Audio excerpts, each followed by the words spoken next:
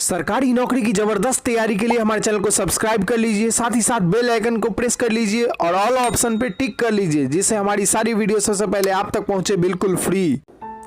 Welcome everyone, स्वागत है आप सभी का हमारे YouTube channel competition expert Jha sir पे। आज की इस वीडियो में हम लोग गुलाम वंश के बारे में पढ़ने वाले हैं, दिल्ली सल्तनत के बारे में पढ़ने वाले हैं और मेडाइवल हिस्ट्री शुरू करने वाले हैं। मेडाइवल हिस्ट्री शुरू होता है भारत पर अरबों के आक्रमण से, उसके बाद महमूद गजनवी का आक्रमण होता है, फिर मोहम्मद गोरी का आक्रमण होता है और गोरी जो है वह अपने सारे जीते हुए साम्राज्य के प्रतिनिधि के रूप में जो गुलाम वंश का संस्थापक है कुतुबुद्दीन ऐबक, उसको सारा चीज़ सौंप के फिर वापस चला जाता है। तो वहीं से स्टार्ट होता है। तो आज हम गुलाम वंश के बारे में पढ़ाने वाले हैं। इससे पहले मैं आपको भारत पे अरबों आक्रमण और महमूद गजनवी का आक्रमण और गोरी का आक्रमण, इन सब के बारे में एक अलग सा वीडियो डाल दिया हूँ, आप लोग जाके उसे अवश्य देख लें। फिलहाल स्टार्ट करते हैं। मेडाइवल का ये सबसे इंपॉर्टेंट पॉइंट बनता है। यहाँ से गुलाम वंश और जितने भी दिल्ली सल्तनत के वंश हैं, गुलाम, खिलजी, तुगलक, सैयद, लोदी, ये सभी, तो इन सब के बारे में जानना अति आवश्यक है। एग्जाम में क्वेश्चंस आते ही आते हैं, इसीलिए हम लोग जो है वो सभी पॉइंट्स को अच्छे से देखेंगे और नोट डाउन करेंगे। तो चलिए स्टार्ट करते हैं आज का पॉइंट। गुलाम वंश की स्थापना जो है 1206 ईस्वी में कुतुबुद्दीन ऐबक ने किया था। सबसे पहला पॉइंट आप इसे नोट करेंगे कि गुलाम वंश की जो स्थापना हुई थी वह 1206 में हुई थी और कुतुबुद्दीन ऐबक जो है वह इसका स्थापना किया था। वह गौरी का गुलाम था। मैंने आपको पहले ही बताया कि मोहम्मद गौरी जब वापस हुआ था तो वो अपना सारा चीज़ इस गुलाम के हाथ में सौंप के इसे शासक बना के चला गया था। अब अगला पॉइंट देखिए कि गुलामों को फारसी में बंदगौ कहा जाता है तथा इन्हें सैनिक सेवा के लिए रखा जाता था। नेक्स्ट पॉइंट देखिए कि कुतुबुद्दीन ऐबक ने अपना राज्याभिषेक 24 जून 1206 ईस्वी को किया था। कुतुबुद्दीन ऐबक अपना राज्याभिषेक जो किया था वह 24 जून 1206 को किया था। नेक्स्ट पॉइंट देखिए कि कुतुबुद्दीन ऐबक ने अपनी राजधानी लाहौर में बनाई थी। आपको यह कई बार एग्जाम में आता है कि कुतुबुद्दीन ऐबक की राजधानी कहाँ थी, तो कुतुबुद्दीन ऐबक की राजधानी जो थी वह लाहौर में थी। नेक्स्ट पॉइंट बनता है कि कुतुब मीनार की नींव कुतुबुद्दीन ऐबक ने डाली थी। आपको पूछ सकता है कि कुतुब मीनार की नींव किसने डाला था या कुतुब मीनार किसने बनाना प्रारंभ किया था, तो वह शासक था कुतुबुद्दीन ऐबक। और कुतुबुद्दीन ऐबक जो था वह गुलाम वंश का संस्थापक था, ये आप याद रखेंगे। और कब स्थापना किया था गुलाम वंश का, तो 1206 ईस्वी में। अगला पॉइंट जानते हैं इल्तुतमिश द्वारा किए गए महत्वपूर्ण कार्य। आप देखिए नेक्स्ट पॉइंट जानते हैं कि कुतुब मीनार के निर्माण को पूरा करवाया किसने, तो इल्तुतमिश ने करवाया था। जिसे कुतुब मीनार को शुरू किया था कुतुबुद्दीन ऐबक ने, लेकिन उसको पूरा करवाया कौन, तो इल्तुतमिश ने। इल्तुतमिश उसका दामाद था। नेक्स्ट पॉइंट देखिए कुतुब मीनार सबसे पहले शुद्ध अरबी सिक्के जारी किए किसने, तो इल्तुतमिश ने। आपसे पूछता है कि सबसे पहले शुद्ध अरबी सिक्के जो है वह दिल्ली सल्तनत में किसने जारी किया, तो इल्तुतमिश ने किया था। और चांदी का टंका और तांबा का जीतल, ये आपको पूछ सकता है कि चांदी का टंका और तांबा का जीतल यह किसने जारी किया था, तो इल्तुतमिश ने। आप ये कन्फ्यूजन नहीं होंगे, कुतुबुद्दीन ऐबक का नाम नहीं लेंगे। एक और क्वेश्चन आता है बार बार कि एकता प्रणाली की शुरुआत किसने की थी, तो मेडाइवल हिस्ट्री में एकता प्रणाली जो स्टार्ट की थी वह किसने किया था, तो इल्तुतमिश ने। नेक्स्ट पॉइंट है कि 40 गुलाम सरदारों का संगठन बनाया गया जो तुर्कान-ए-चहलगानी के नाम से जाना जाता था। आपको पूछेगा कि तुर्कान-ए-चहलगानी की शुरुआत किसने की थी, तो इल्तुतमिश ने। और इस तुर्कान-ए-चहलगानी के अंतर्गत क्या होता था, 40 गुलाम सरदार का ग्रुप बनाया जाता था। वास्तविक संस्थापक दिल्ली सल्तनत का इल्तुतमिश को ही कहा जाता है, जबकि जो संस्थापक थे वो कुतुबुद्दीन ऐबक थे, लेकिन वास्तविक संस्थापक जो है वह इल्तुतमिश को माना जाता है। अगला पॉइंट देखिए कि सर्वप्रथम दिल्ली के अमीरों का दमन किया किसने, तो इल्तुतमिश ने सबसे पहले दिल्ली के अमीरों का जो है वह दमन किया। नेक्स्ट पॉइंट देखिए कि दिल्ली का कुव्वत उल इस्लाम मस्जिद एवं अजमेर का 2.5 दिन का झोपड़ा नामक मस्जिद का निर्माण ऐबक ने करवाया। अब हम लोग ऐबक के बारे में जानते हैं। वो तो इल्तुतमिश जो बीच में कुछ हाईलाइटेड पॉइंट्स थे जो जिसमें कंफ्यूज नहीं होना है वो सारी मैंने बता दिया। अब फिर हम लोग जो है वो कुतुबुद्दीन ऐबक के बारे में जानते हैं। तो दिल्ली का कुव्वत उल इस्लाम मस्जिद जो है वह और अजमेर का 2.5 दिन का झोपड़ा यह किसने बनाया है, तो यह बनाया है कुतुबुद्दीन ऐबक ने। इसे आप जरूर याद रखेंगे, दोनों पॉइंट बार बार एग्जाम में आता है। 2.5 दिन का झोपड़ा और कुव्वत उल इस्लाम मस्जिद यह किसने बनाया, कुव्वत से कुतुबुद्दीन को याद रखें और 2.5 दिन का झोपड़ा कुतुबुद्दीन ऐबक। कुतुबुद्दीन ऐबक को लाख बख्श की उपाधि भी दी गई है, लाखों का दान देने वाला भी कहा जाता है, इसे आप जरूर याद रखें। नेक्स्ट पॉइंट है कि प्राचीन नालंदा विश्वविद्यालय को ध्वस्त करने वाला ऐबक का सहायक सेनानायक बख्तियार खिलजी था। जो बख्तियार खिलजी जो ऐबक का सेनानायक था वही प्राचीन नालंदा विश्वविद्यालय को ध्वस्त करने का काम किया था। अगला पॉइंट देखते हैं, यह भी बहुत इंपॉर्टेंट पॉइंट है। दिल्ली सल्तनत से कि ऐबक की मृत्यु जो है वह 1210 ईस्वी में चौगान खेलते समय घोड़े से गिरकर हो गई थी। कई बार एग्जाम में यह आया हुआ है क्वेश्चन कि कौन सा ऐसा दिल्ली सल्तनत का शासक था जिसकी मृत्यु चौगान खेलते समय घोड़े से गिरकर हो गई थी। तो कुतुबुद्दीन ऐबक। और कब हुआ था? तो 1210 ईस्वी में। और उसे कहाँ दफनाया गया है? तो लाहौर में। ये तीनों पॉइंट आप याद रखेंगे।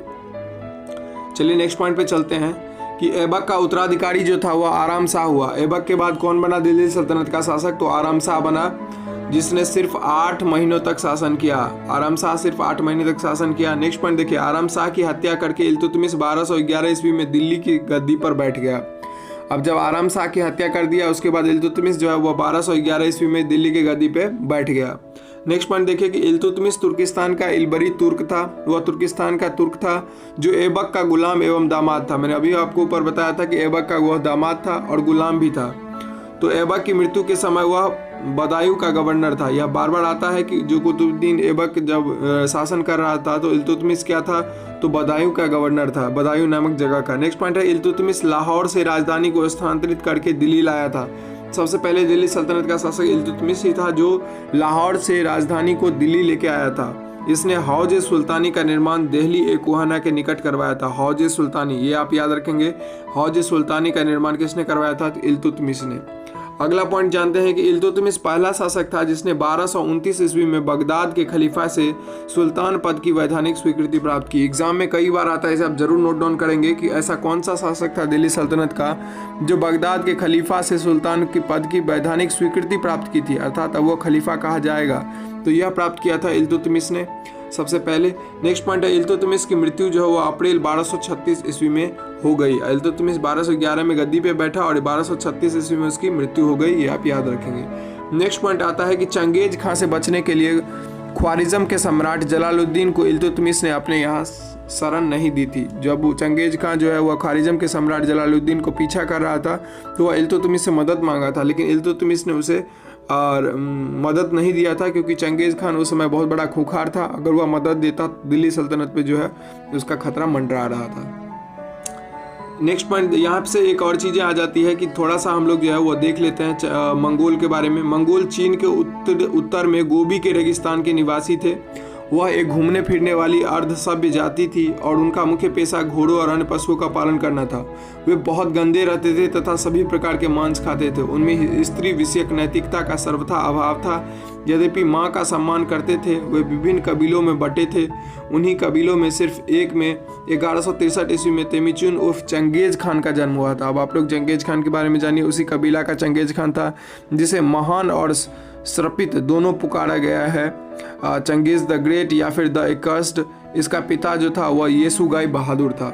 यह चंगेज खान के बारे में आप जान लिए। अब नेक्स्ट पॉइंट जानते हैं हम लोग कि इल्तुतमिश के बाद जब इल्तुतमिश की मृत्यु हो गई तो इल्तुतमिश के बाद रुकनुद्दीन फिरोज जो है वह गद्दी पे बैठा। उसका पुत्र था वह एक अयोग्य शासक था। इसके अल्पकालीन शासन पर उसकी माँ शाह तुर्कान छाई रही। वो अयोग्य था, इसीलिए जितना दिन भी वो शासन किया तो उसकी माँ जो है उस पर प्रभाव डालती रही। नेक्स्ट पॉइंट है कि शाह तुर्कान के अवांछित प्रभाव से परेशान होकर तुर्की अमीरों ने रुकनुद्दीन को हटाकर रजिया को सिंहासन पर आसीन किया। इस प्रकार रजिया बेगम प्रथम मुस्लिम महिला थी जिसने शासन की बागडोर संभाली। यहाँ से एक अच्छा पॉइंट बनता है कि उसको हटा के जो है वह योग्य थी रजिया बेगम, उसको बना दिया गया। तो रजिया बेगम ऐसी प्रथम मुस्लिम महिला बनी जिसने शासन का बागडोर संभाला। एग्जाम में आता है, आप इसे याद रखें। नेक्स्ट पॉइंट देखिए कि रजिया ने पर्दा प्रथा को त्याग कर तथा पुरुषों की तरह चोगा अर्थात काबा एवं कुलाह अर्थात टोपी पहनकर राजदरबार में खुले मुंह से जाने लगी।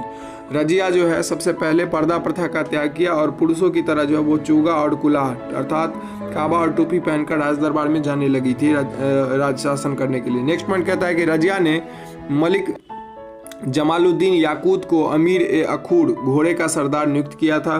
नेक्स्ट पॉइंट देखिए, गैर तुर्कों को सामंत बनाने के रजिया के प्रयासों से तुर्की अमीर विरुद्ध हो गए और उसे बंदी बनाकर दिल्ली की गद्दी पर मुइजुद्दीन बहराम शाह को बैठा दिया। अर्थात जब उसे बंदी बना दिया गया रजिया सुल्तान को, क्योंकि उसके सामंत जो थे वह उसके कुछ फैसले से जो है उसके खिलाफ हो गए थे, तो उसके बाद उसको बंदी बना के किसको बैठा दिया गया दिल्ली की गद्दी पे? तो मुइजुद्दीन बहराम शाह को बैठा दिया गया। नाम याद रखेंगे। नेक्स्ट पॉइंट देखिए कि रजिया की शादी अल्तुनिया के साथ हुई थी। बार बार क्वेश्चन आता है कि रजिया की शादी किसके साथ हुई थी? तो अल्तुनिया के साथ हुई थी। इसे शादी करने के बाद रजिया पुनः गद्दी प्राप्त करने का प्रयास किया लेकिन वह असफल रही। नेक्स्ट पॉइंट देखिए, रजिया की हत्या 13 अक्टूबर 1240 ईस्वी को डाकुओं के द्वारा कैथल के पास कर दिया गया। ये आपको बार बार पूछता है, हरियाणा में कैथल है, वहाँ पे जो है इसकी हत्या कर दी गई। नेक्स्ट पॉइंट देखिए कि बहराम शाह को बंदी बनाकर उसकी हत्या मई 1242 ईस्वी में कर दिया गया। बहराम शाह जो रजिया के बाद बैठा था उसकी भी हत्या कर दी गई। नेक्स्ट पॉइंट है, बहराम शाह के बाद दिल्ली का सुल्तान अलाउद्दीन मसूद शाह को बनाया गया, जो 1242 ईस्वी में बना। कौन बना? तो उसके बाद बना बहराम शाह के बाद अलाउद्दीन मसूद शाह। बलबन ने षड्यंत्र के द्वारा 1246 ईस्वी में अलाउद्दीन मसूद शाह को सुल्तान के पद से हटाकर नसरुद्दीन महमूद को सुल्तान बना दिया।